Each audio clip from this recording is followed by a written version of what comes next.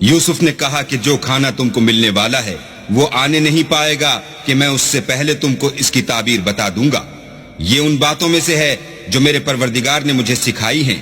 جو لوگ اللہ پر ایمان نہیں لاتے اور روز آخرت سے انکار کرتے ہیں، میں ان کا مذہب چھوڑے ہوئے ہوں اور اپنے باپ دادا ابراہیم اور اسحاق اور یعقوب کے مذہب پر چلتا ہوں۔ ہمیں شایع نہیں ہے کہ کسی چیز کو اللہ کے ساتھ شریک بنائیں۔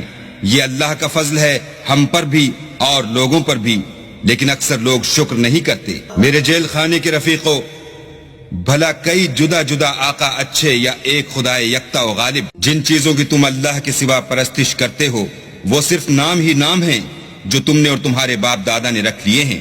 اللہ نے ان کی کوئی سند نازل نہیں کی۔ سن رکھو کہ اللہ کے سوا کسی کی حکومت نہیں ہے۔ اس نے ارشاد فرمایا ہے کہ اس کے سوا کسی کی عبادت نہ کرو، یہی سیدھا دین ہے، لیکن اکثر لوگ نہیں جانتے۔ میرے جیل خانے کے رفیقوں، تم میں سے ایک جو پہلا خواب بیان کرنے والا ہے وہ تو اپنے آقا کو شراب پلایا کرے گا، اور جو دوسرا ہے وہ سولی دیا جائے گا اور جانور اس کا سر کھا کھا جائیں گے۔ جو امر تم مجھ سے پوچھتے تھے وہ فیصل ہو چکا ہے۔ اور دونوں شخصوں میں سے جس کی نسبت یوسف نے خیال کیا کہ وہ رہائی پا جائے گا، اس سے کہا کہ اپنے آقا سے میرا ذکر بھی کرنا، لیکن شیطان نے ان کا اپنے آقا سے ذکر کرنا بھلا دیا اور یوسف کئی برس جیل خانے ہی میں رہے۔ اور بادشاہ نے کہا کہ میں نے خواب دیکھا ہے، دیکھتا کیا ہوں کہ 7 موٹی گائیں ہیں جن کو 7 دبلی گائیں کھا رہی ہیں، اور 7 خوشے سبز ہیں اور 7 خشک۔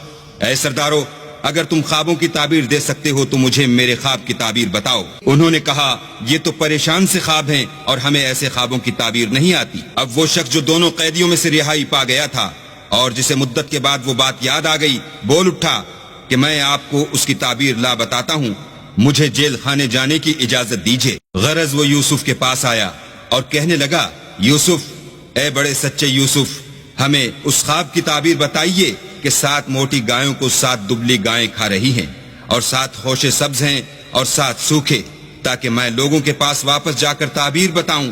عجب نہیں کہ وہ تمہاری قدر جانے۔ انہوں نے کہا کہ تم لوگ 7 سال متواتر کھیتی کرتے رہو گے، تو جو غلہ کاٹو تو تھوڑے سے غلے کے سوا جو کھانے میں آئے اسے خوشوں میں ہی رہنے دینا۔ پھر اس کے بعد خشک سالی کے 7 سخت سال آئیں گے کہ جو غلہ تم نے جمع کر رکھا ہوگا وہ اس سب کو کھا جائیں گے، صرف وہی تھوڑا سا رہ جائے گا جو تم احتیاط سے رکھ چھوڑو گے۔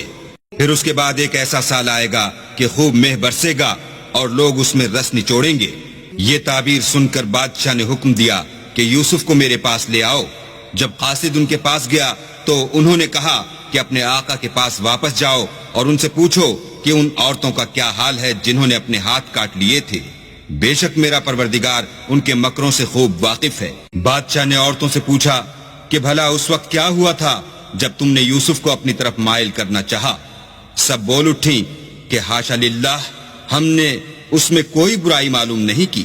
عزیز کی عورت نے کہا، اب سچی بات تو ظاہر ہو ہی گئی ہے، اصل یہ ہے کہ میں نے اس کو اپنی طرف مائل کرنا چاہا تھا اور وہ بے شک سچا ہے۔ یوسف نے کہا کہ میں نے یہ بات اس لیے پوچھی ہے کہ عزیز کو یقین ہو جائے کہ میں نے اس کی پیٹھ پیچھے اس کی امانت میں خیانت نہیں کی، اور اللہ خیانت کرنے والوں کے مکروں کو روح براہ نہیں کرتا۔ اور میں اپنے تئیں پاک صاف نہیں کہتا، کیونکہ نفس امارہ انسان کو برائی ہی سکھاتا رہتا ہے، مگر یہ کہ میرا پروردگار رحم کرے، بے شک میرا پروردگار بخشنے والا مہربان ہے۔ بادشاہ نے حکم دیا کہ اسے میرے پاس لاؤ، میں اسے اپنا مصاحب خاص بناؤں گا۔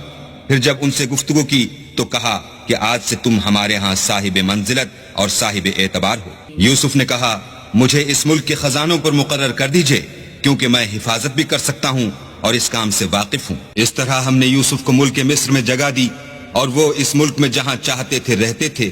ہم اپنی رحمت جس پر چاہتے ہیں کرتے ہیں، اور نیکوکاروں کے اجر کو ضائع نہیں کرتے۔ اور جو لوگ ایمان لائے اور ڈرتے رہے ان کے لیے آخرت کا اجر بہت بہتر ہے۔